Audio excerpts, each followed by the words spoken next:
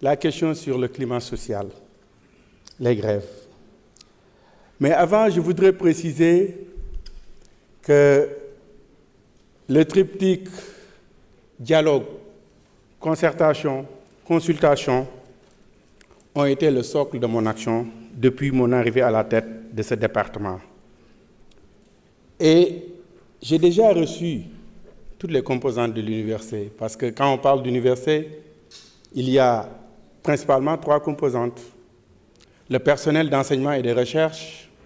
le personnel administratif, technique et de services, et les étudiants. Et j'ai reçu toutes ces composantes de l'université pour stabiliser le climat social, renforcer le dialogue permanent et pour un traitement transparent aussi des questions sociales.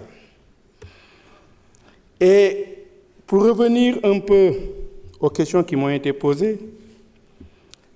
la quasi-totalité des députés ont posé une question sur les bourses. Je peux citer Fatou Diop Cissé, Amadou Diallo, Ndeye Fatou Mané, Amidia, Abdoumbo, Nafi Diallo, Ndeye Marie Sané, Fodé Mané, Aliou Ndaw, Ibrahima Mbeng, Assoumana, Yassine Samb et tant d'autres ont posé des questions relatives aux bourses. Mais je commencerai par la première question sur les bourses étrangères, une question qui a été posée par 3 députés, l'honorable Fatou Cissé, Diop Cissé, Amadou Diallo et Samba Diouf. Je dois préciser que l'État du Sénégal a consacré cette année 8,6 milliards de francs CFA pour les bourses étrangères. En 2024, quand on est arrivé, c'était à 7,5 milliards de francs CFA, soit une hausse de 1,1 milliard de francs CFA. Mais ce n'est jamais suffisant. Une bourse n'est jamais suffisante. Et les étudiants en France, Madame Cissé l'a dit, sont confrontés à d'énormes problèmes liés à la modicité de la bourse, mais aux frais d'inscription qui sont élevés pour les étrangers et la fin de l'aide au logement pour étudiants étrangers. Et là, je dois préciser que en ce qui concerne l'augmentation du coût des inscriptions, c'est une question de souveraineté. Nous, on ne peut pas faire grand-chose si la France décide d'augmenter le coût des inscriptions de ses étudiants. Et pour revenir un peu sur le cas global de l'UCAD, certains députés sont revenus sur la comparaison. Je vais essayer de parler Wolof parce que la majeure partie des questions sont en Wolof. Pour ñëw ci problème boursier en tant que tel, je dois préciser que le budget bi ñuy voté nii 45% du budget ci œuvre sociale la jëm, c'est-à-dire près de la moitié du budget ci social la jëm. Loolu day wone que ne État Sénégal day def effort yu bëri ci social. Et problème bourse yi mën naa ne mu ngi démarré en 2000. Figurez-vous bien que jusqu'en 2000, dans l'ensemble du pays, 3547 boursiers lañ amoon. Aujourd'hui, nous sommes à 157 860. Cela veut dire qu'en 20 ans, c'est vrai, en 20 ans, la population du Sénégal, en 25 ans, je veux dire, tous les 25 ans, la population double. Donc la population du Sénégal est passée du simple au double. Au même moment, le nombre de boursiers a été multiplié par 44,5 fois. Cela veut dire que le Sénégal fait énormément d'efforts en matière de bourse. Et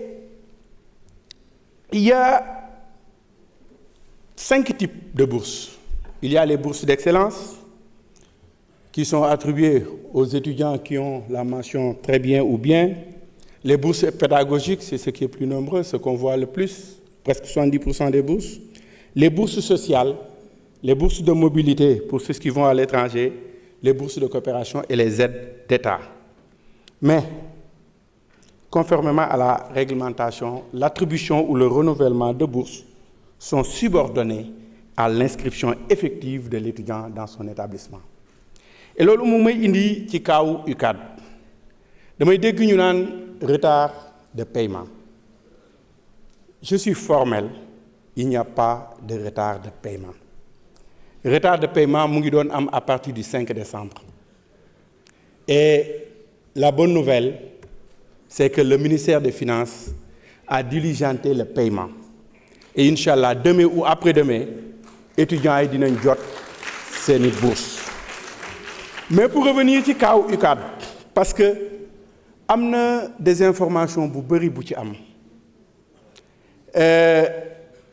Revendication étudiants UCAD yi dañu ne ñoom dañoo bëgg ñu fay leen année bi passée mooy li ñuy wax année universitaire 24-25 fay leen ko de octobre 2024 à septembre 2025 jox leen trousseau muy un montant global de 515 000 par étudiant mais bu paree loolu ba pare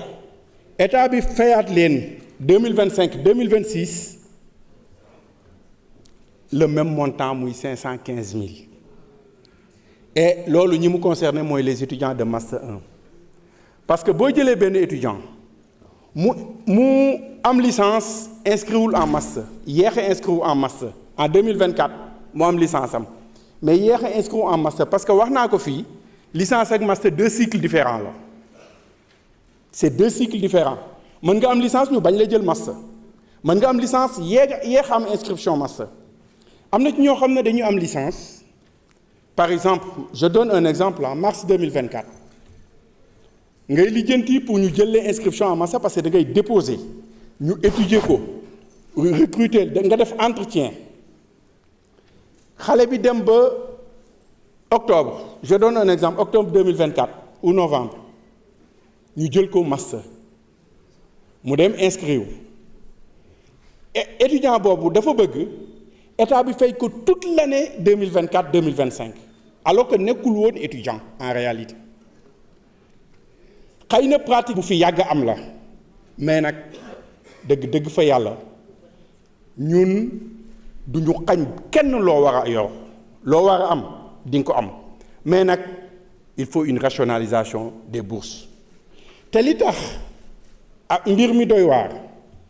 étudiant boobu tey ñun bu ñu ko fayee 24-25 bu ko direction des bourses fayee 2024-2025 2025-2026 muy def M1 première année état bi fayaat ko muy 2 ans ça veut dire kooku jeexal na ci bourse master parce que décret bi dafa leer licence étudiant bi am na droit am bourse 3 ans dégg naa fi ku fi wax léegi ne bu ñu eggee 3e année kenn du leen jox bourse loolu amut. état bi li mu wax leer na dama lay jox bourse pour ñetti at en licence su fekkee ne da ngaa redoubler ma mayaat la beneen année muy 4 ans en master ñaari at nga am droit am bourse su fekkee ne da ngaa redoubler 2e année bi mën naa la mayaat benn année yeneen pratique yu ñu ci def yépp xëy na état bi moo dawal yërmande mais loolu warul am. te étudiants yi boo leen fayee 2024-2025 ñëw fayaat leen 2025-2026 directeur des bourses mu ngi nii nee na ma loolu man duma ko def ndax faute de gestion la man dañ ma daggal budget pour une année mënuma fay étudiant bi 2 fois dans le même exercice budgétaire su fi cours de contrôle ñëwee daf may épingler te yéen doo leen fa nekk bu may joxe ay réponses te loolu itam mënuma ci lu bëri donc mbir mi noonu la demee ñoom bu ñu leen ko defalee mooy li ma wax. étudiant bi dañ koy fay 2 fois ci même exercice budgétaire bi et lan la leen direction des bourses wax ne leen yéen inscrire ngeen après année budgétaire parce que mbir mi yëpp li ko waral mooy bourse dañoo mas di réfléchir ci année buy commencer octobre depuis ñun sunuy temps ba léegi jeex septembre à l'époque sax 10 mois de bourse la woon mais léegi 12 mois de bourse la léegi nag année bi comme que décalé na. Direction des bourses conserve les mêmes pratiques dañ daan fay 16 mois de bourse à la place de 12 par at maintenant direction des bourses li ñu wax proposition bi ñu def mooy étudiant bi bu inscrire rek ñu commencé ko jël en compte par exemple étudiant master bu inscrire en octobre 2024 ñu commencé la fay sa bourse pour 2 ans nga xam ne di nga am bourse en master 1 am ko en master 2 par contre bu ñu defee ñoom li ñu wax dañ leen di fay bourse année bi ñu jàngul fay leen bourse master 1 mu jeex master 2 ñëw du ñu am bourse ñuy laajaat beneen bourse loolu mooy décaler un peu les problèmes. Et donc direction des bourses loolu la proposé pour fay leen fi mu ne nii ci paiement bi étudiants yi mu concerne dinañ leen fay 115 000 mooy seen bourse octobre seen bourse novembre ak 35 000 francs trousseau. Et cas où étudiant UGB yi beneen c'est différent ma préciser que ne aussi étudiant Dakar yi man recevoir naa leen waxtaan naa ak ñoom samay étudiants rek ci nekk man je n'ai rien contre les étudiants au contraire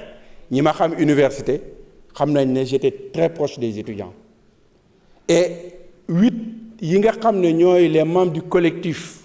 des amicales de l'UCAD bi ñëwee seet si ma les 2 ce sont mes étudiants ba tey jii may wax yéen ni donc je n'ai rien contre les étudiants mais il faut que li nga xam ne taxes yi nga xam ne moom la état bi di teg aussi ñu jéem di ko topp. Et Saint-Louis problème de renouvellement la automatique inscrire guñu bëgg direction des bourses renouveler ko automatiquement en master 2 ñu ne leen loolu day xaw a doy waar. Par contre étudiants yi nga xam ne dañoo inscrire à temps c'est-à-dire avant septembre mais université yi ñoo yéex a envoyé dossiers yi à la direction des bourses man bëgguma injustice dama wax directeur des bourses ne ko étudiants yooyu seen cas foog ñu fay leen lu mu metti état bi na leen fay parce que du seen faute ñoom inscrire nañ à temps mais université yi ñoo ko transféré wul à temps de ce fait ñoom amuñu bourse donc ñooñu man wax naa directeur des bourses ne ko ñooñu da nga leen a war a fay et ñu ngi ciy liggéey ak ministre des finances pour xool ci LFR2 bi ndax mën nañu allouer ay xaalis pour ñu fay leen parce que 2025 2026 bi mënuñu cee fay loo xam ne exercice budgétaire 2024 2025. laaj nañ ma ay recommandations man bi ma taseeg étudiants UCAD yi dama ne leen cas yi ngeen ma fi wax yépp bëri na dégg naa fi yu bëri ñu ko fi wax demewul noonu étudiant licence dina am 3 ans plus 1 en cas de redoublement master mu am 2 ans de bourse plus 1 en cas de redoublement doctorat mu am 3 ans de bourse donc noonu la demee te état bi bu la nee master 24 mois nga am sa 24 mois ala kuli xaal da la koy fay loolu moom amul mënuñoo wax benn retard bu ci am. li ma leen proposé mooy ñu mettre en place li ñuy wax un comité paritaire parce que wax naa ko léegi man je préfère di waxtaan ak ñoom di jàkkaarloo ak ñoom ñuy waxante dëgg bu may liggéey ak ay nit bala may décider souvent sax damay waxtaan ak ñoom parce que noonu la war a demee ma ne leen nañ mettre en place comité paritaire bi def ko cas par cas boo leen indi rek direction des bourses ñu ngi fi loolu mooy seen liggéey dinañ ko étudier ku ci nekk li nga war a am di nga ko am li nga moom incha allah di nga ko jot ne leen nañ continuer discussion yi waaye jéem a réfléchir ci réviser décret 2014-963 mooy décret bi wane bourse yi ma profité ci pour dalal xelu étudiant dama gis communiqué étudiant UGB yi ñu ne directeur des bourses def na leen léegi